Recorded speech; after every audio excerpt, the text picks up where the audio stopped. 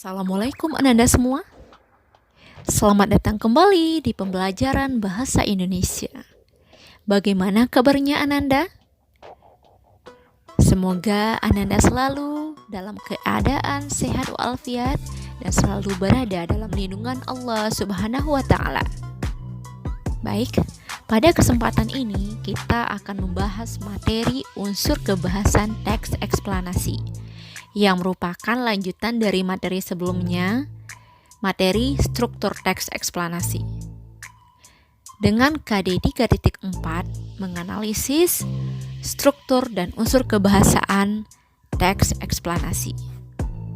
Dengan kita mampu memahami unsur kebahasan teks eksplanasi, akan memudahkan kita nantinya dalam menyusun sebuah teks eksplanasi. Nah, apa-apa saja ya unsur kebahasan teks eksplanasi? Pada tayangan ini kita akan membahas unsur kebahasan teks eksplanasi yang terdiri atas pertama, penggunaan konjungsi, yang kedua, keterangan waktu, yang ketiga, penggunaan kata ganti, dan yang keempat, penggunaan kata teknis atau istilah teknis. Pembahasan yang pertama, penggunaan konjungsi. Karena teks eksplanasi merupakan teks yang berisi paparan proses yang bertujuan menjelaskan proses fenomena yang terjadi berdasarkan kronologis dan menjelaskan sebab akibat suatu peristiwa atau disebut kausalitas, maka konjungsi yang banyak digunakan pada teks ini adalah konjungsi kausalitas dan konjungsi kronologis. Adapun contoh dari konjungsi kausalitas yang digunakan pada teks eksplanasi ini antara lain kata sebab, karena, oleh sebab itu, oleh karena itu, sehingga, sampai, dan lain-lain. Berikut contoh penggunaan konjungsi kausalitas dalam sebuah kalimat. Yang pertama, ada beberapa faktor yang sangat mendasar yang menjadi penyebab terjadinya pengangguran. Pengangguran biasanya terjadi karena adanya kesenjangan antara pencari kerja dan kesempatan kerja. Konjungsi kausalitas yang digunakan pada kalimat ini adalah kata karena. Kemudian contoh yang kedua, perubahan ini menimbulkan kebutuhan terhadap tenaga kerja dengan jenis atau tingkat keterampilan yang berbeda, sehingga kualifikasi yang dimiliki oleh pencari kerja tidak sesuai dengan tuntutan yang ada. Jadi, konjungsi kausalitas dalam kalimat ini adalah kata sehingga. Dan yang terakhir, akibat terjadinya pengangguran yaitu menimbulkan berbagai persoalan ekonomi bagi yang mengalaminya. Jadi konjungsi kausalitas pada kalimat yang ketiga ini adalah kata akibat. Kemudian konjungsi yang kedua ada konjungsi kronologis atau hubungan waktu. Konjungsi kronologis ini juga disebut konjungsi temporal. Contohnya kata kemudian, lalu, setelah itu, pada akhirnya. Termasuk di dalamnya juga menggunakan kata penerang hubungan waktu. Contoh konjungsi kronologis yang digunakan pada kalimat adalah pada bulan keempat, muka telah kian tampak seperti manusia. Dalam bulan kelima, rambut-rambut mulai tumbuh pada kepala. Selama bulan keenam, alis dan bulu mata timbul. Setelah bulan ketujuh, fetus mirip kulit orang tua dengan kulit merah berkeriput. Selama bulan ke-8 dan ke-9, lemak ditimbun di bawah kulit sehingga perlahan-lahan menghilangkan bagian keriput pada kulit. Kemudian, kaki membulat. Kuku keluar pada ujung-ujung jari, setelah itu rambut asli rontok dan fetus menjadi sempurna dan siap dilahirkan. Jadi kata-kata yang diboldkan ini merupakan contoh dari konjungsi kronologis seperti pada bulan keempat, dalam bulan kelima, selama bulan keenam, dan sebagainya. Kemudian unsur kebahasan yang kedua, dalam sebuah teks eksplanasi ada penggunaan keterangan waktu. Karena dalam teks tersebut menjelaskan fenomena-fenomena yang terjadi secara kronologis atau berdasarkan urutan waktu. Jadi keterangan waktu akan banyak kita jumpai pada teks eksplanasi ini. Keterangan waktu merupakan jenis keterangan yang menunjukkan waktu. Keterangan waktu menunjukkan kata hubung pada, dalam, setelah, sebelum, sesudah, selama, sepanjang, dan kata temporal yang lainnya seperti kemarin, sekarang, nanti, dan besok. Kemudian unsur kebahasan yang ketiga, penggunaan kata ganti. Hal yang harus kita ketahui, teks eksplanasi langsung merujuk pada jenis fenomena, bukan berupa persona. Jadi hal yang dijelaskan pada sebuah teks eksplanasi itu fenomenanya ya Ananda, bukan personanya atau orang yang terlibat dalam fenomena yang terjadi atau peristiwa yang terjadi.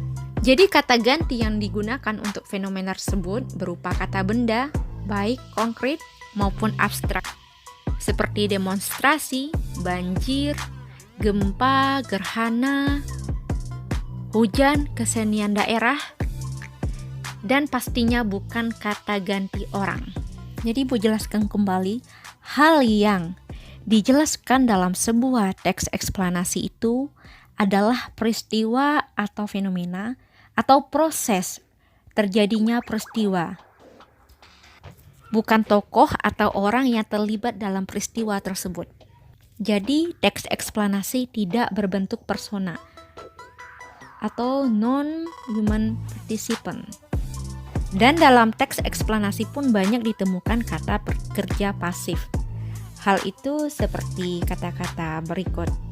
Ada kata terlihat, terwujud, terakhir, dimulai, ditimbun, dan dilahirkan.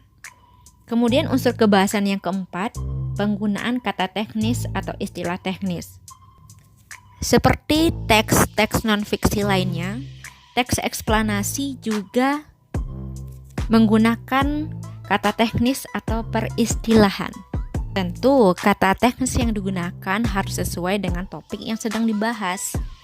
Contohnya, jika fenomena yang dijelaskan itu tentang kenaikan BBM, tentu istilah yang digunakan adalah istilah ekonomi dan sosial yang banyak dimunculkan.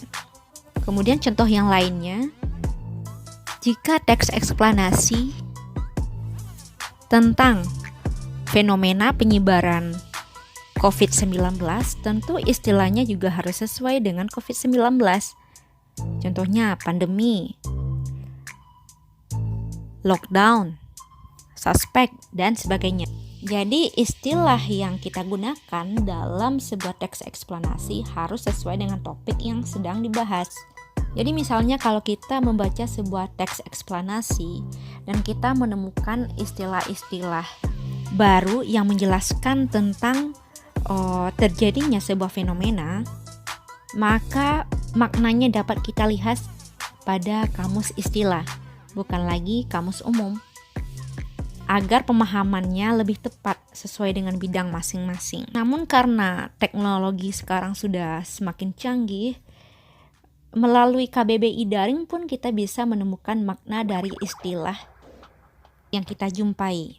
Jika kita tidak memiliki kamus atau buku, kita bisa mengakses melalui internet, seperti melalui KBBI daring atau Kamus Besar Bahasa Indonesia secara daring atau dalam jaringan. Berikut contoh analisis teks eksplanasi yang berjudul demonstrasi massa. Pada teks ini Ananda bisa menemukan konjungsi kausalitas. Ada kata karena yang terdapat dalam kalimat karena merasa dibiarkan hak-haknya diingkari bahkan dinistakan, kemudian mereka berusaha untuk menunjukkan jati dirinya dengan berdemonstrasi. Kemudian juga terdapat konjungsi kronologis atau tentang keterangan waktu. Contohnya kalimat karena merasa dibiarkan, hak-haknya diingkari, bahkan dinistakan, kemudian mereka berusaha untuk menunjukkan jati dirinya dengan berdemonstrasi. Jadi konjungsi kronologisnya adalah kata kemudian. Kalimat yang kedua, akhir-akhir ini demonstrasi kerap terjadi di hampir setiap waktu dan terjadi di berbagai tempat. Jadi konjungsi kronologisnya adalah kata akhir-akhir ini dan kata setiap waktu. Untuk peristilahan atau kata teknis ada kata demonstrasi. Maknanya bisa Anda lihat pada kamus istilah atau pada KBBI atau bisa juga dengan KBBI daring ya. Kemudian ada kata benda umum seperti yang Ibu jelaskan tadi, ada kata demonstrasi. Dalam teks eksplanasi banyak menggunakan kata benda baik yang bersifat abstrak maupun konkret karena sebuah teks eksplanasi seperti yang Ibu sampaikan menjelaskan tentang proses fenomena yang terjadi, bukan personanya. Kemudian ada juga kata kerja pasif. Contoh pada kalimat, akan tetapi fenomena tersebut lebih disebabkan oleh kemampuan berpikir kritis dari warga masyarakat. Jadi kata kerja pasifnya adalah kata disebabkan. Ananda sekalian, jadi pada intinya dalam sebuah teks eksplanasi kita menggunakan unsur kebahasaan yang berkaitan dengan proses terjadinya suatu peristiwa atau sebab akibat terjadinya peristiwa. Demikian yang dapat Ibu sampaikan pada kesempatan ini. Terima kasih atas segala perhatian dan mohon maaf atas segala kekurangan. Semoga tayangan ini bermanfaat bagi kita semua. Wassalamualaikum warahmatullahi wabarakatuh.